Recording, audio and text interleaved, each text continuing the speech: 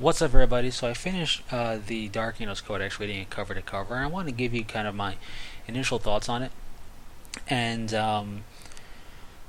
you know, just ramble about that since I finished reading it, and I am a big Unforgiven fan. So here we go. The Dark Angels Codex, I thoroughly enjoyed it. So spoiler, I thoroughly enjoyed it. I think while there are certain things that maybe I would have liked to seen done a bit differently, which I'll get to example-wise towards the end here. On the whole, I think this is a very good step in the right direction for the Codex. I think the previous edition, the 6th edition Codex, really brought the flavor back to a Dark Angels force. And I think this 7th edition Codex really has capitalized on having the flavor of the force in the army list. So I think they went a good direction with the Codex, because that's important to me. So, with that said,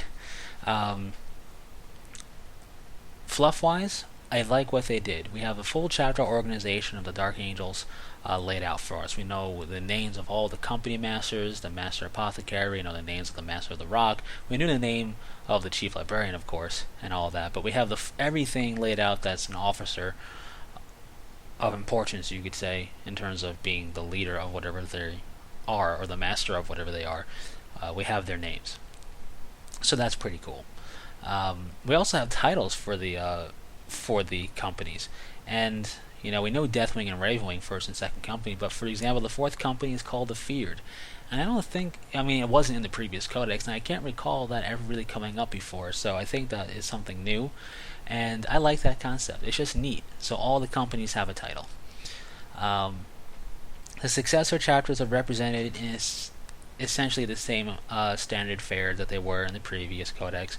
A couple of paragraph blurb, and that's it. I always want more done for successor chapters. I really enjoy, for example, the Angel of Vengeance and Consecrators, so I'm always hoping that they'll get something and everybody will get a little bit extra. I like reading about successor chapters, so whenever there's a chance to get more information on them, I'm all for it.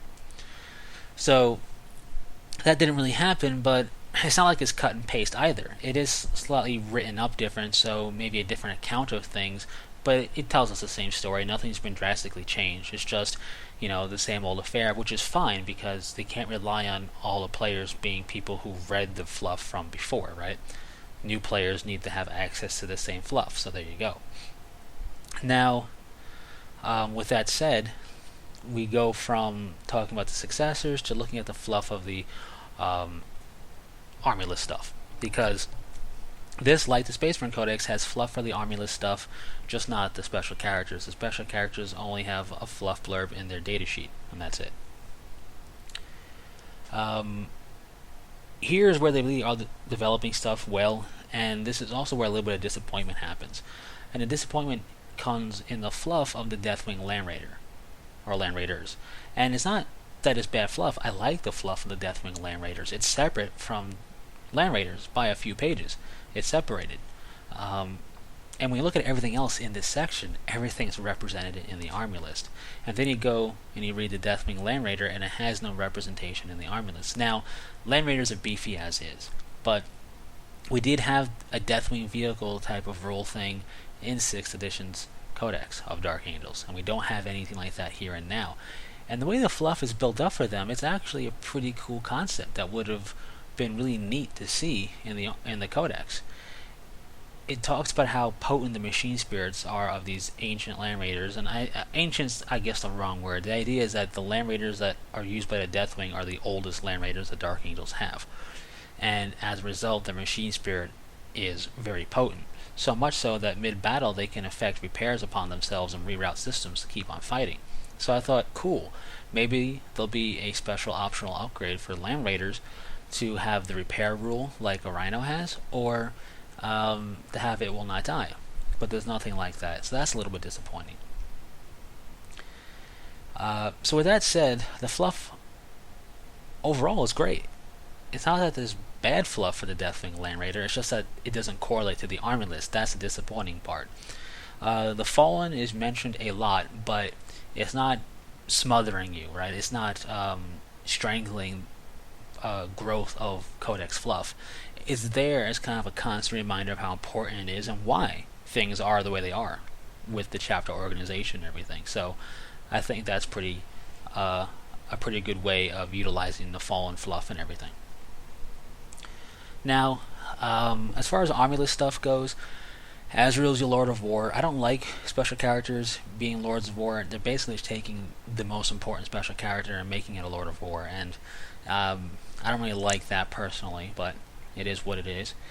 And he, Belial, and Samael do not change the Force organization chart anymore, so there's no way to field a combined arms style of detachment that's pure Ravenwing or pure Deathwing, because they're going to stay in the elite and fast attack spots.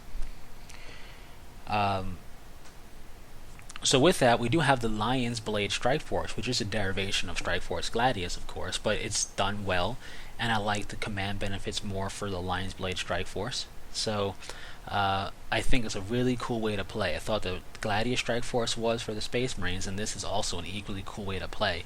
I think it can reinvigorate collecting a force a bit when you look at it. It's different from a standard HQ, 2 troops, and yada yada yada. So it's a pretty cool approach, and I do like that it's there. The formations are pretty cool. They will definitely be getting used. There's not as many as the Space Marine Codex, which is a good and a bad thing, which means there's less for you to choose from in terms of variety for the Lion's Blade Strike Force, but it also means that you're probably going to make use of a lot more formations. I don't know. That doesn't make any sense, but I look at it as less formations to me is kind of a good thing, because maybe more went into the formations. At least I would hope so. But that's just me potentially having wishful thinking. Now, with that said, the formations are there, and you don't need to play the Lion's Blade Strike Force to field them, as you know.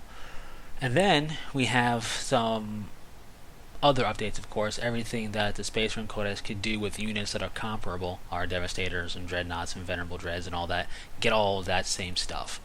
So, Squadron Vehicles for Whirlwind, Predators, Vindicators, Dreadnoughts, and Venerable Dreadnoughts, that's cool. Grav Cannon capability also. So there you go. All well and good. Special rules wise for the army, we have the Deathwing, which is the Inner Circle rule, just called Deathwing now. Grim Resolve, which has a bit of a update to it, which is nice, and Ravenwing is a special rule thing now too. Looking at that, the Ravenwing Strike Force has the biggest kind of snafu, you could say, because the restriction for it is all units must have the Ravenwing special rule. The problem is there's up to 3 HQs you can field on that, and the only HQ that has the Ravenwing special rule is both of Samael's incarnations. So it's kind of like, well, what happens? And I think, honestly, they should fix that by stating any independent character on a bike counts as having the Ravenwing special rule. Because the only independent character, generic HQ wise, that cannot take a bike is the Company Master. The rest of the generic HQs can. So I think it's meant that they're meant to represent the Ravenwing's high command, so why not let them by making them count as having the Ravenwing rule when they're on a bike? But that's just my thought there. But their Strike Force is very nice. It's capable of representing pure Ravenwing on the tabletop, which is very cool. There's the Deathwing Strike Force, which I feel is really built to set you up for the formation if you want to, let's say, play the Combined Arms detachment, because you can have multiple detachments, so you play the Combined Arms detachment, and then you have the Deathwing Strike Force detachment there to get the Deathwing's formation. And it's cool. It's not going to work for a pure Deathwing force, because things have to be in Deep Strike Reserve, which means nothing's on the table, and if that's your entire force, well, then you lose for having nothing on the table. So as it stands now, Deathwing is doable, but you need to go Unbound for it. And unless you're me, you don't really care, as long as you can play Deathwing. But I'm not a big fan of Unbound, but I'll take it over not being able to play pure Deathwing. So I'll put it that way. We have one extra relic. We have the Eye of the Unseen, and then the other 5 relics that we've had before. So that's pretty cool. And the one thing I want to bring, or 2 things I want to bring special mention to, is the Sacred Standard and the Maze of Absolution. The Sacred Standards no longer represent the 3 different standards having 3 different rules. This is the only place you see them mentioned at all in terms of their name, in the little fluffy description of it. And it's just one way. It's just one rule for Sacred Standards. A little bit unfortunate, but to be honest, I never capitalized on the fact that you had those three to choose from anyway, so I don't know of many people who did. But it was just cool that we had it, and we don't anymore, except fluffy wise. We have those three in terms of fluff stuff, but not in terms of rules. But we still have a Sacred Standard rule, so there you go. It can still be used to represent one of those standards. Unfortunate, but not a deal breaker by any stretch. Now, what we do have is an update to the Mace of Absolution that the Deathwing Knights carry, and this is something I really do appreciate. Instead of having the one-use only weapon profile for when they're charged up, they have the same normal profile and the special rule Smite. And with this special rule, it states instead of making normal attacks, you can make a single Smite attack. And if you hit, you resolve the attack at strength times 2 and AP 2, so you get that same strength and AP profile of the charged up attack, only you get less attacks to do it when you do decide to smite with the squad. And you don't have to smite with the entire squad. It's not written or stating that the entire squad has to smite, so you can kind of divvy it up that way for tactical flexibility in that regard. And you can also have tactical flexibility because you can do this as often as you want. So you can smite down an enemy Hellbrute and then turn around and use a regular mace profile for dealing with Chaos Space Marine squads, for example. So it increases the tactical flexibility, in my opinion, and I thoroughly enjoy that. I think it makes it a much better thing, to be honest. So that's cool. And that aside, I mean, there's other things here and there that have been kind of changed a bit, but I'm not going to pick out everything, right? Because to be honest, there's some things that I might overlook and then just find out later, because it just takes some time to fully get acclimated to all potential minor changes here and there. But on the whole, I thoroughly enjoy this codex, and I think it does a very good job of representing a full-on chapter force. Originally I was kind of really annoyed at the fact that Deathwing had to go unbound, because why couldn't it have a Battleforge way of doing things?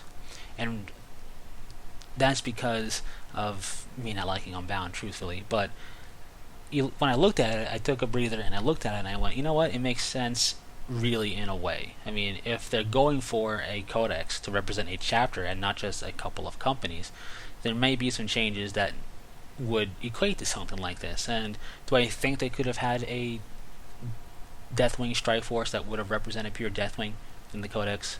Yeah, I think they could have. But by the same notion, the Deathwing Strike Force that's there is pretty cool for representing teleportation of, in mass of Deathwing units just destroying everything. So that's pretty cool too. So, and when you go Unbound, well, you don't get any command benefits. You can still field formations in Unbound, so you can make use of that with part of your force at the very least, and have fun with it that way. So it is what it is. I'm not going to hold it against the codex and call it a bad codex because of it, because the entire chapter-wide thing is done very well.